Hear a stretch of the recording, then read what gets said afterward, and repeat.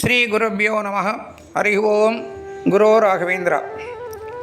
அனைத்து ராகவேந்திர பக்தர்களுக்கும் சேதுராமனின் பணிவான வணக்கங்கள்.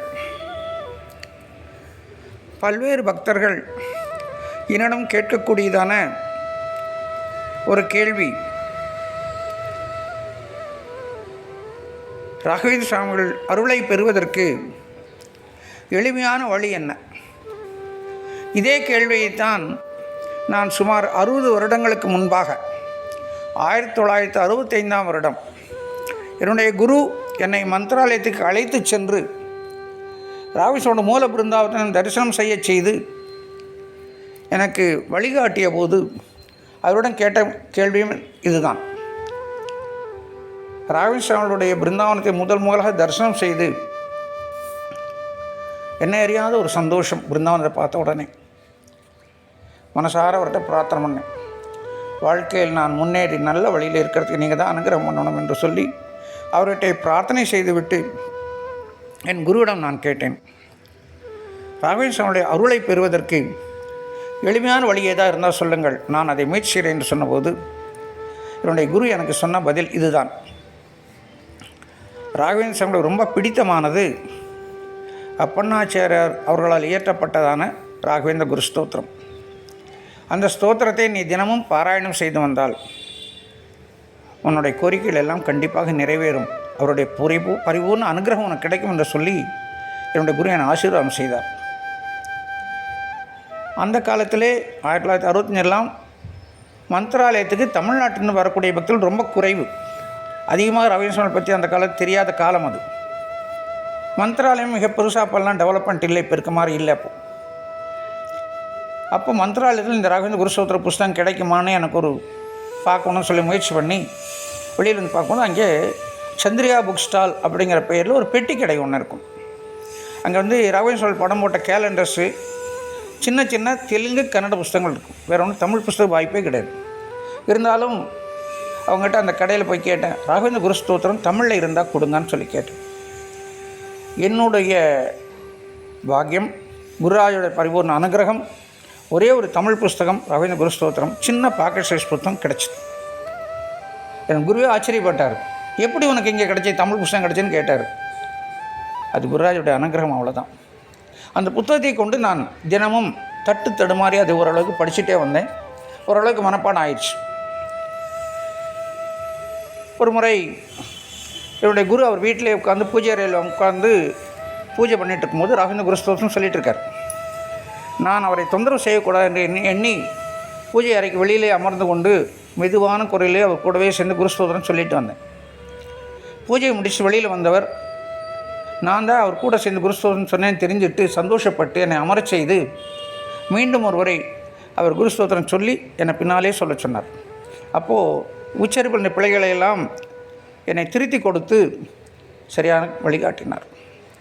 அன்று முதல் பல வருடங்களாக ராகவேந்திர குருஸ்தோத்திரத்தை தினமும் பாராயணம் செய்து வருகிறேன். ஆனால் அவனுடைய பெருமைகள் மகிமைகள் ஒன்றுமே எனக்கு தெரியாது.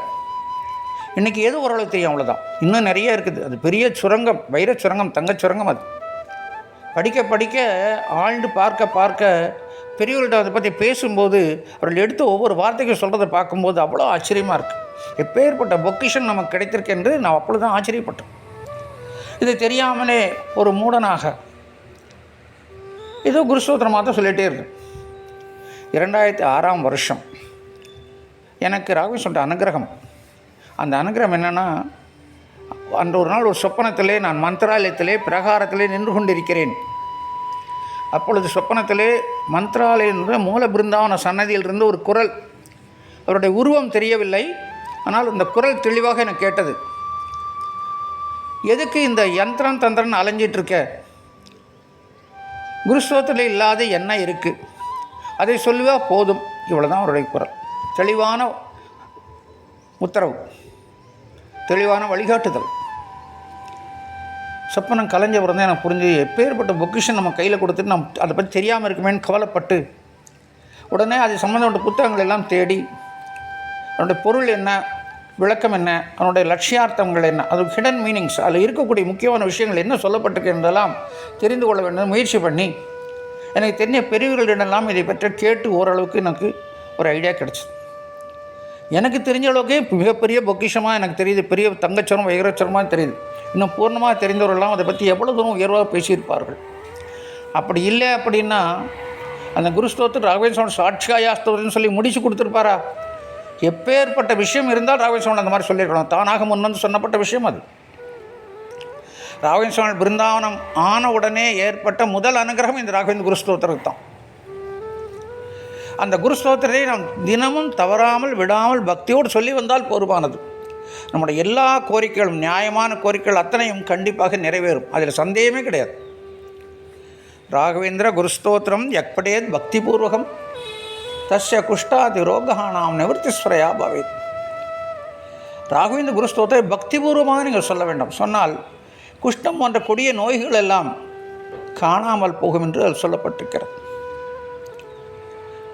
குழந்தை பாக்கியம் இல்லை, சந்தான பாக்கியம் இல்லை, எனக்கு குழந்தை பாக்கியம் வேணும், குருராஜா பிரார்த்தனை பண்ணுங்க. ஏதஸ்தோத்திரம் சமச்சாரி குரோர் பிருந்தாவனாந்திக்கே திவசம் யோஜனாத் ஞானம் புத்திரலாபோ பவேத்வம். ராகவேந்திர சுவாமியுடைய சன்னிதானத்திலே பிருந்தாவனத்து முன்னாலே நெய் விளக்கு ஏற்றி வைத்து ராகவேந்திர குருஸ்தோத்திரை சொல்லி இந்த பிருந்தாவனத்தை பிரவேச நமஸ்காரம் செய்யுங்கள். உங்களுக்கு சத்புத்திர பிராப்தி கிடைக்கும் கண்டிப்பாக.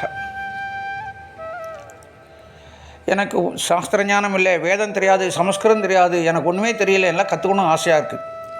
தவ சங்கீர்த்தனம் வேத சாஸ்திரார்த்த ஞான சித்தை. இந்த குருஸ்தோத்தை தினமும் பக்தியோடு சொல்லி வாருங்கள். சாஸ்திர ஞானம் உங்களுக்கு தானாக தேடி வரும், கிடைக்கும் உங்களுக்கு. எனக்கு பேரும் புகழும் வேணும், நல்ல புகழ் புகழின் உச்சியில் இருக்கணும்னு ஆசைப்பட்றேன். கிந்துஷ்டாத்த சமரித்ரேவ கமலாநாத பிரசாதோதயாத் கீர்த்திர்திக் விதிதா பூஜ ரதுலா. ராகவேந்திர குருஸ்தோத்திரத்தை தினமும் சொல்லி வந்தால் நீங்கள் பேரும் புகழோடு உலகளவிலே மிகப்பெரிய புகழ் பெறுவீர்கள். ஸ்தோத்திரத்தை சொல்லிட்டு இருந்தால் போருமா? நடக்க வேண்டாமா? கண்டிப்பாக நடக்கும். அந்த சந்தேகத்தை தான் ராகவேந்திர சுவாமி அன்றை தீர்த்து வைத்தார். அந்த குருஸ்தோத்திரத்தை முடித்தது ராகவேந்திர சுவாமிகள், ஆரம்பித்தது அப்பனாச்சாரியார், முடித்தது ராகவேந்திர சுவாமிகள். சாட்சிகயா ஸ்யோத்ரஹி. இந்த ஸ்தோத்திரம் சொல்லப்பட்டவையெல்லாம் உண்மை சத்தியம் என்பதற்கு ஹைகிரீவத்தை சாட்சி என்று சொல்லி அந்த குருஸ்தோத்திரத்தை ராகவேந்திர சுவாமி நிறைவு செய்தார். அப்பேற்பட்ட உயர்ந்த குருஸ்தோத்திரம் அது. சரிதான், எல்லாம் நீங்கள் சொல்கிறதெல்லாம் கரெக்டு தான். எனக்கும் சமஸ்கிருதம் தெரியாது, உச்சரிப்பில் பிழை இருந்தால் தோஷங்கள் ஏற்பட்டால் என்ன செய்யறது? உங்களுக்கு சமஸ்கிருதம் தேவையில்லை. ஆர்வம் பக்தியும் இருந்தால் போதுமானது. குருஸ்தோத்திரம் நீங்கள் படியுங்கள். உச்சரிப்பில் பிழை இருந்தால் தவறில்லை. குருராஜர் உங்களுடைய இலக்கிய அறிவை பற்றியெல்லாம் கவலைப்படுவதே இல்லை. உங்களுடைய பக்திபூர்வமாக நீங்கள் சொல்லித்தான் குருராஜருக்கு எடுத்துக்கொள்கிறார்.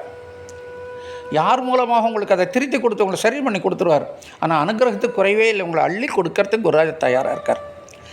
ஸ்தோத்திரம் சொல்லுங்கள். என்ன குருஸ்தோத்திரம் சொல்ல தெரியல, சும்மா நீங்கள் சொல்ல சொன்னீங்க, ஒன்றும் உச்சரிப்பே தெரியல, நான் என்ன செய்கிறது? அதுக்கும் ஒரு வழி இருக்கிறது.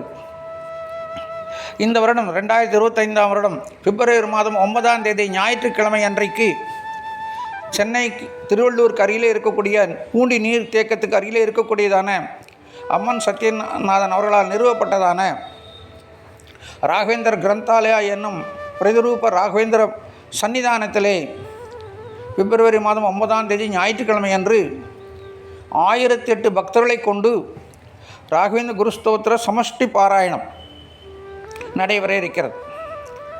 நீங்கள் அதில் கலந்து கொள்ளலாம். காலை அன்று 9ஆம் தேதி அன்னைக்கு ஞாயிற்றுக்கிழமை காலை 9 மணி அளவிலே அந்த குருஸ்தோத்திர பாராயணம் ஆரம்பமாகும்.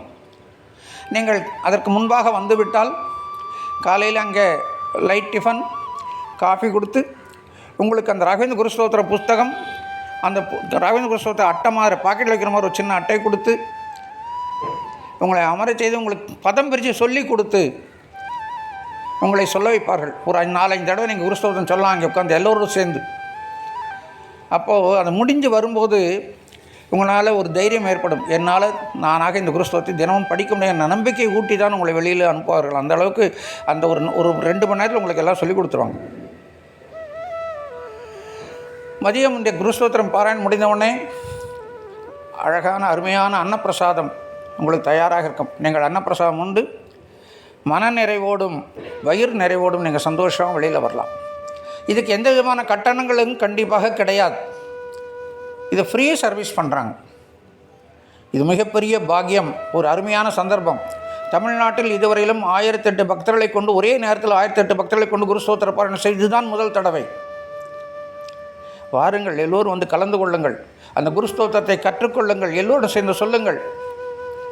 அது மாத்திரம் இல்லை, ராகவேந்திர குரு ஸ்தோத்திரத்தை எல்லா இடத்துலையும் சமஷ்டி பக்தர்களோடு சேர்ந்து சொல்லும்போது ராகவேந்திர சுவாமி ஏதோ ஒரு ரூபத்தில் அங்கே வந்து அனுகிரகம் பண்ணுவார். இது எங்களுடைய அனுபவத்தில் இதுக்கு முன்னால் நடந்த அனுபவங்கள் இதெல்லாம் இருக்குது. கொண்டா நகரத்திலே வந்து அப்போ இருந்த காலகட்டத்திலே கொரோனாவுடைய நிலைமை இருந்ததுனால அரசாங்க இதுக்கு சட்டத்திற்கு உட்பட்டு 2 நாளில் ஒவ்வொரு நாளும் 200 3 பேட்ச். முதல் நாள் 600 பேர் 3 பேட்ச், அடுத்த நாள் 200 3 பேட்ச் 600, ஆக மொத்தம் 1300 பேரை கொண்டு திருநெல்வேலி கொண்டாநகரத்தில் ராகவேந்திர சன்னத்தில் நடந்தபோது ராகவேந்திர சாமி நேரில் வந்தவங்க தலையில் கை வச்சு அவசரமானது உணர்ந்த பக்தர்கள் 2 பேர் இருக்கிறார்கள்.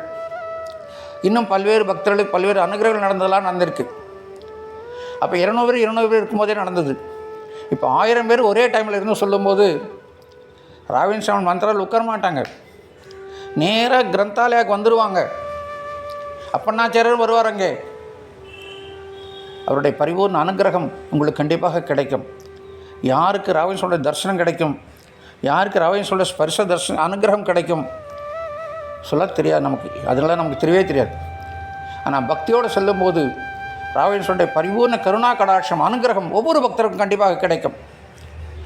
புண்ணியம் இருக்கவங்களுக்கு தரிசனம் கிடைக்கலாம். ஆனால் கண்டிப்பாக ராகவேந்திர சாமி அந்த இடத்துல இருப்பாங்க. இது நான் அனுபவத்தில் ஏற்பட்ட உண்மை, சத்தியமாக சொல்கிறேன். நான் கண்டிப்பாக ராகவேந்திர சாமி அங்கே இருப்பாங்க. அவர் அந்த இடத்துல வந்திருந்தாலே அங்கே இருக்க அத்தனை பக்தர்களுக்கும் அனுகிரகம் தான். அதனால் இது ஒரு அரிய சந்தர்ப்பத்தை நீங்கள் தயவு செய்து நழுவு விட வேண்டாம் என்று பணிவோடு உங்களிடம் கேட்டுக்கொள்கிறேன்.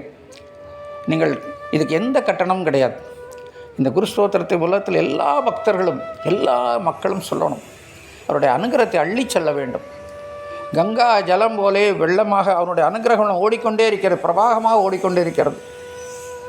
ஜாதி மத இன வித்தியாசம் எதுவுமே கிடையாது. நீங்கள் சென்று அந்த அனுகிரக வெள்ளத்தை நீங்கள் பருகுங்கள்.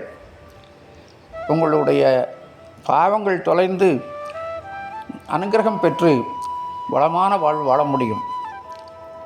எந்த ஒரு மகானும் செய்யாத ஒரு மகிமை ராகவேந்திர சுவாமி செய்கிறாங்க. நீங்கள் செய்த அத்தனை பாவங்களையும் அவர் ஏற்றுக்கொண்டு உங்களுக்கு அவருடைய புண்ணிய பலன்களை கொடுத்து உங்களை காப்பாற்றுகிறார். நீங்கள் செய்த அத்தனை பாவங்களும் ராகவேந்திர சுவாமியுடைய வஜ்ராயம் என்ற பார்வையினாலே உங்களுடைய பாவ மலைகள் எல்லாம் தூள் தூளாக்கப்பட்டு உங்களுக்கு அனுகிரகம் கிடைக்கிறது.